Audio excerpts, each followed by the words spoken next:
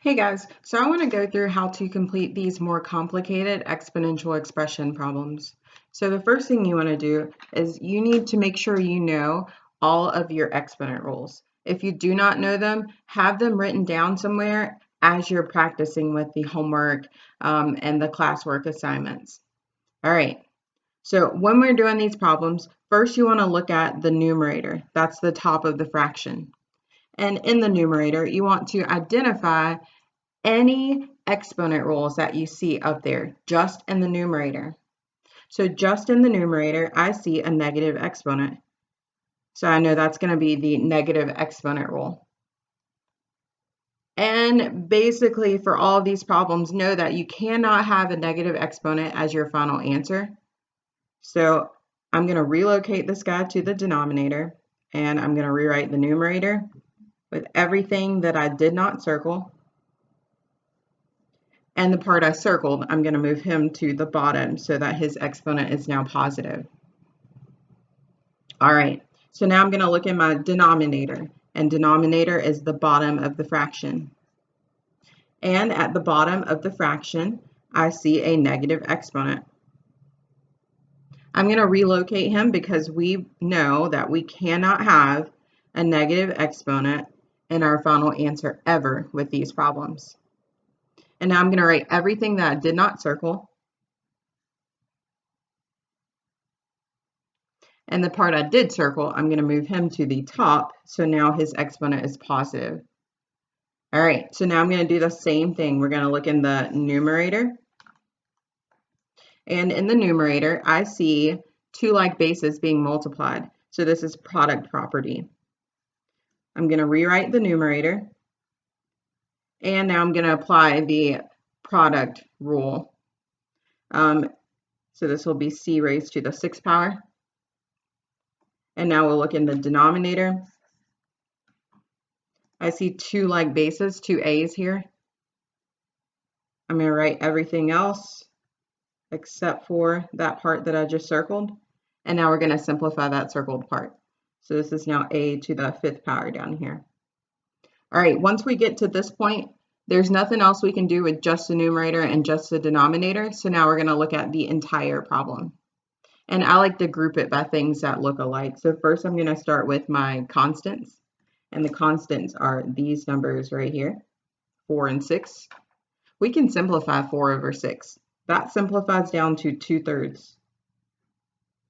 All right, now I'm going to look at the b's, so because they have like bases. And these b's are actually identical. Both of them say b squared, so we can just cancel those little guys out. And these guys are not alike. They have different bases. C is different than A. So there's nothing else we can do here. I'm just going to write down the rest of the problem. And that is problem number 1.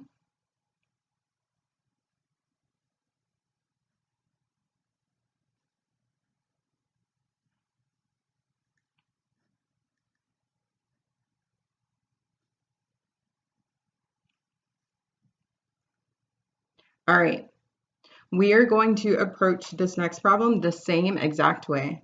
I'm going to look at my numerator and figure out what I can do up there, what exponent rule I can apply. And I see a set of parentheses being raised to an exponent. So this is going to be power rule. Power rule just says I need to distribute that exponent to each term in the parentheses. So this will now be x to the 4th power and y to the 6th power. All right, in the denominator, I see a negative exponent. So we cannot have negative exponents in our final answer, so I'm going to relocate him to the numerator so that his exponent is positive. So I'll put y squared at the top. All right, now I'm going to look in my numerator. And in my numerator, I see two like bases being multiplied. So that's the product rule where we add the exponents. So this will be y to the 8th power. And the denominator, all it says is x cubed. So I'm just going to write that there.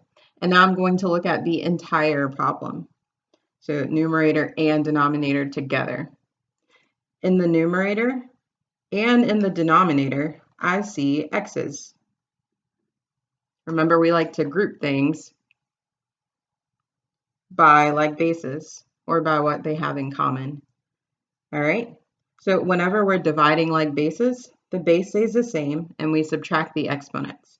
So this will be 4 minus 3, which is 1, and y to the 8th.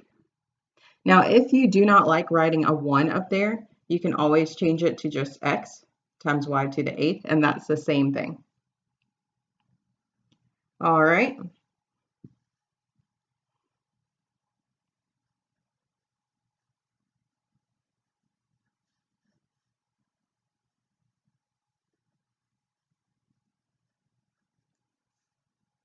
Okay, we're going to approach this problem the same way we did all the other problems. We're going to look in the numerator first. And in my numerator, I see negative exponents. And we cannot have negative exponents in our final answer. So I'm going to move these guys to the denominator. Now I'm going to rewrite everything in the numerator except for what I circled. And we're going to handle the things I circled now. They need to go to the denominator. And when they move, their exponents become positive. All right, so now I'm going to look in my denominator, and that's the bottom of the fraction.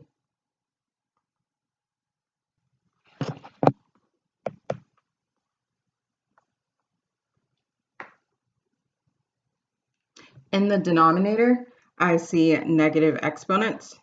So we're going to have to relocate those guys to the numerator. That's the only thing I see down there so far, just in the denominator. So I'm going to rewrite everything in the denominator except for what I circled. And now we're going to relocate these guys that I circled, and their exponents will become positive. All right.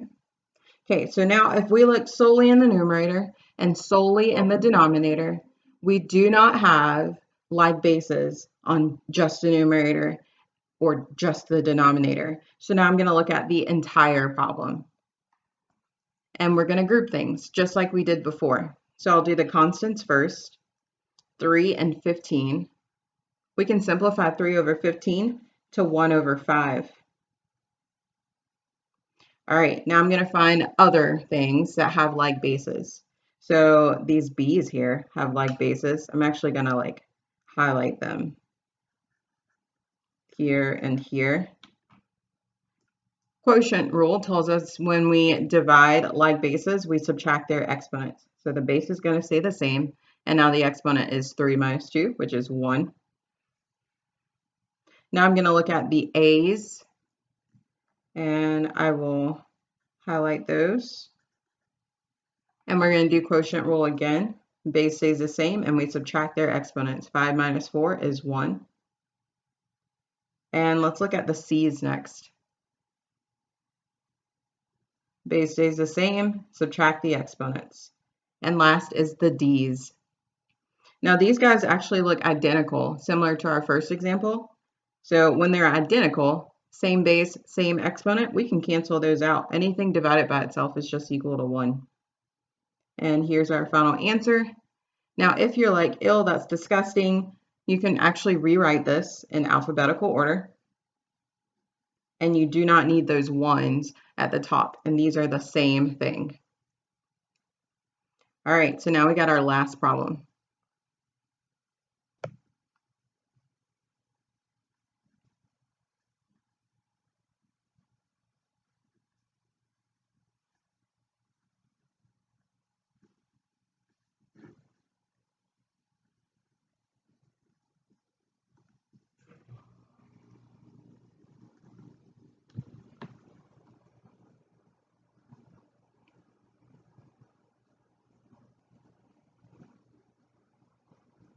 This last problem is a monster, but we're going to tackle it the same way we tackled everything else. So first I'm going to look in my numerator. And I'm going to figure out what exponent rules I can use in the numerator. And up here, I see a negative exponent. So I'm going to have to relocate all this stuff being raised to the negative exponent to the denominator. I also see product rule up here. So we're going to have to handle that, distributing this exponent to the other exponent. And I see another power rule here. All right, so let's do it. I'm starting my new fraction, and let's just take it piece by piece, only numerator. So this guy all needs to move to the bottom. And the exponent becomes positive. This guy, we're doing power rule. And in case you don't remember how to multiply radicals, you multiply the numbers on the outside of the radical, so 3 times 2 is 6. And then you multiply the numbers on the inside of the radical. Square root of 6 times square root of 6 is going to give us the square root of 36, which is actually just 6. All right, and now I'm going to do the z using power rule. So this will be z raised to 5k. And now we're going to look in the denominator. So in the denominator, I see a negative exponent. I actually see 2. So we're going to have to relocate these guys to the numerator. I'm going to write everything else that's down here in the denominator that I did not circle. And we're moving these guys that I circled now. And their exponents become positive because we cannot have negative exponents in our final answer. Now I'm going to look at the numerator. And I see like bases. Anytime you multiply like bases, you have to add the exponents. So that's product rule. So let's do y first. And then we can do the z's. And I won't circle them since I already circled the y's. All right, so this will be y raised to the sum of those exponents. So this one is 6 times 6, which is 36. And 36 plus 6 is going to give us 42. All right, so now I'll do z. And this is just 5k plus 3. Nothing we can do there. And now I'm going to look at my denominator. And in the denominator, I actually see power rule. So I'm going to have to distribute this. And nothing we can do with 4x to the 8th power. All right, so let's write down what we have already. 4x to the 8th power. And now I'm going to work on the part that I circled.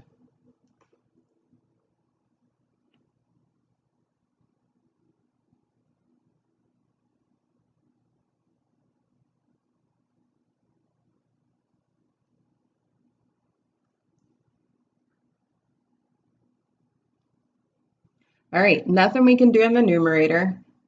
However, there are some things we can do in just the denominator. In the denominator, we can simplify 4 squared. 4 squared is 16. And 16 times 4 would give us 64. So I'm going to write my numerator. There is nothing we could do. And I'm going to write 64 for those guys. And now we can do the x's as well. That's the product rule. The base stays the same and we add the exponents. All right, from there, guys, there is nothing else we can do. We don't have any like bases and we don't have any numbers that we can simplify further without a calculator. So we are done.